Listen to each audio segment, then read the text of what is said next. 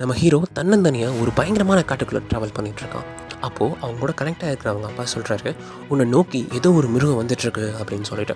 நம்ம ஹீரோவும் பார்த்து பயந்து முன்ன பின்னன்னு சொல்லி தன் கையில் இருக்கிற ஆயுதத்தை எடுத்து பார்த்துட்ருக்கான். அப்போது அவன் முன்னாடி ஒரு குரங்கு ஒன்று வந்து நிற்கிது. அந்த குரங்கை பார்த்து பயந்த அவன் கீழே இருக்கிற கல் எடுத்து அந்த குரங்கை அடிக்கிறான். என்ன கோபத்தில் இருந்துச்சோ தெரில, அந்த குரங்கு தன்னோட கூட்டத்தையே கூப்பிட்டு அவனை துரத்த ஆரம்பிச்சிருச்சு. அவனும் தன்னோட உயிரை காப்பாற்றிக்கிறதுக்காக பயங்கரமாக ஓடிக்கிட்டு இருக்கான். அப்போ அவங்க அப்பா சொல்கிறாரு, உன்னோட லெஃப்ட்டில் 150 மீட்டர்ஸ் ஓடினு அப்படின்னா அங்கே ஒரு ஆறு வரும்.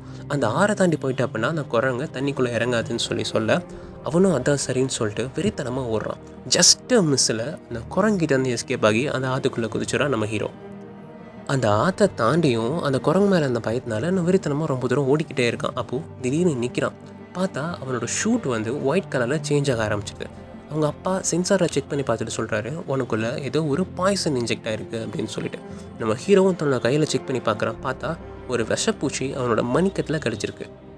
உடனே பயந்து அந்த பூச்சியை தள்ளி விடுறான். இருந்தாலும் அவனுக்குள்ளே அந்த பாய்சன் இன்ஜெக்ட் ஆகிட்டுருக்கு.